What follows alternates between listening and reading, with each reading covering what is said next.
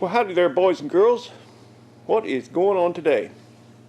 I built these wooden ramps, and I got a couple sets of them, you know, and you got to block them underneath, or else they'll break like that one. And I don't know why I've been messing around with them so long, but anyway, here's another set over here that I built, and you know, I'd have to rebuild them about every other year. And I finally wised up and just ordered me some nice ramps. So I got some nice aluminum ramps, and they're heavy enough that I can use them to load my tractor. But on the end of my trailer, it's got a little round bar that these slip into, and I think I want to modify that and make it so that I can pin these so that if the back of the trailer goes down a little bit, these don't jump out. I've had that happen when you get the front of the car on, and then they jump off before you can get the back half on, and I think I'm gonna work on that. Okay. Oh, and we'll in the clip, another clip in this video, we will fire up that 26 Hudson. You'll hear it run with the dual carbs. Okay, later.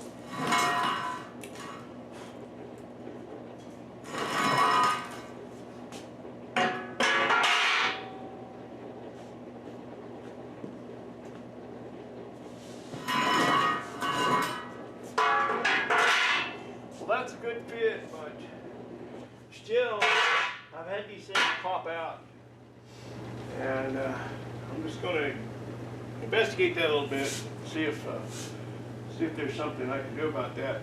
Being aluminum, I may not. Well, I have investigated this and made my incision, and you can see there across the back, that's a piece of 2x4 box steel, so I'd have to drill all the way through that. And I could do that on the bottom. I could drill all the way through that and then through the little piece that catches behind that bar on the aluminum and put a pin in it, but I don't think I'm going to need to. When I think it through in my little noggin, you know, I always put a block under the back end here when I'm loading something up. I jack up the front end a little bit, put a block back here so that it can't drop down. And you know, I probably want to do that anyway, but the thing is, I don't think these are going to pop out. What was popping my old ones out was the fact that I had to put those blocks in the center, and it made it just like a seesaw. You know, it could, if the trailer moved at all, well, then it could push the back end down and tip the front end up. So I think with these new ramps and no block in the middle, I won't have to worry about it. One thing I'm going to do is find out. You know, I'll just use it and see what happens. And if I have to, I'll drill that through and put a pin, but I don't think it's going to be necessary. Anyway, you know, the world is full of naysayers and this ain't going to work, and negative people. And when I decided I wanted to make these fenders so they would come off, removable fenders, in case I want to haul my Dojelac around or something, I don't plan to, but you never know. Could break down. I might have to go get it. Anyway, it's too wide, and it won't fit on there with these fenders on there. You have to take them off and then put them back on. But anyhow, I had people tell me, "Oh, it'll never work. They're going to vibrate loose. They're going to come loose. All this and that." Well, they're just as solid like they're welded on. But what these people didn't know is when I put these on, I made these triangle plates, and they're identical. There's one you can't see it. There's one underneath, and one just like this underneath. And on that bottom one, what I did was I welded a bead across each corner, like that and like that. So when you put this one on and you suck that down with a rattle gun, bam! It is makes this act like a big lock washer, and it sucks that down in the center, puts all that pressure on there. It ain't going nowhere. So that's how I did that. Anyway, it's worked out real good. I've drug this thing all over the country. I've had it to Seattle and back. I did haul the Dojelac over to the other side of the mountains to a car show, because I was going over there in liberal land and I didn't have windshield wipers, and I had a busted windshield, and you know how they are in liberal land. They want to bust you for all that stuff. Around here they probably say go take it home and fix it. But okay, that's enough about this, I guess. I thought I was going to have a video about modifying my trailer to fit these ramps, but they fit just fine, and I'm going to go with it. So I guess I'll throw a little clip in here of my friend Bob's 26 Hudson firing up and running, and that'll be cool. Okay, you guys, just remember now, appreciate you.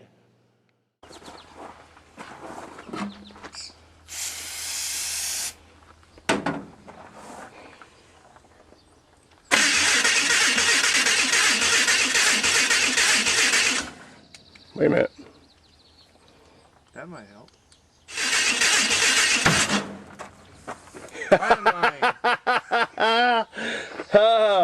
Okay, I had twisted the distributor a little too far. I'll try again. But should I pour a little juice in there? Put some juice lean in there. That's or no spark now. Well, it wouldn't blow your foot off if it didn't have spark. I bet you did feel that. Coming out of these headers. Oh boy.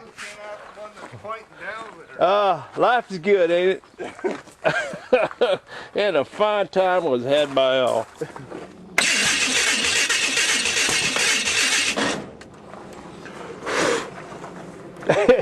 That's fired the hole right there. Bob and I were just talking about how you should always check your plugs, because even though they're supposed to be preset, is what I heard anyway, they're sometimes not.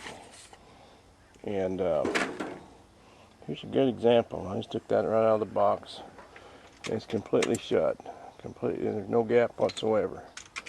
So that's why we're gapping them, checking them all before we put them in. Just can't trust nobody anymore, not even Napa. Okay, firing the hole. That's what I'm talking about. We just had a little gas in the carburetor, ran the fuel out. That sounds good. That's going to sound good, man, those headers. Yes, sir. Well, sounds deep. I think our work here is done. That's what I came over here for, boy, was to hear that thing fire up. Right. Yeah, well. So now I can put the gas tank in it. Yeah. Run the lines here. I just figure out where. Now you can get excited and get your fuel block so you can run both of your carbs and start tinkering with it and dialing it in and get that timing set. And we're darn close on the timing. Yeah, with that last little twist I gave it. Yeah. It leveled right out, smooth right down. So that's just hand. Well, no, I guess I tightened that up. You're right. Okay. Success. Ta-da! And you know, one thing you got to have when you're working on your 1926 Hudson is your beach umbrella. Yeah. I mean, you just got to have it. That's what brings it all together. Especially if you live beautiful Pacific Northwest. Yeah, we gotta have that beach umbrella. That makes it work.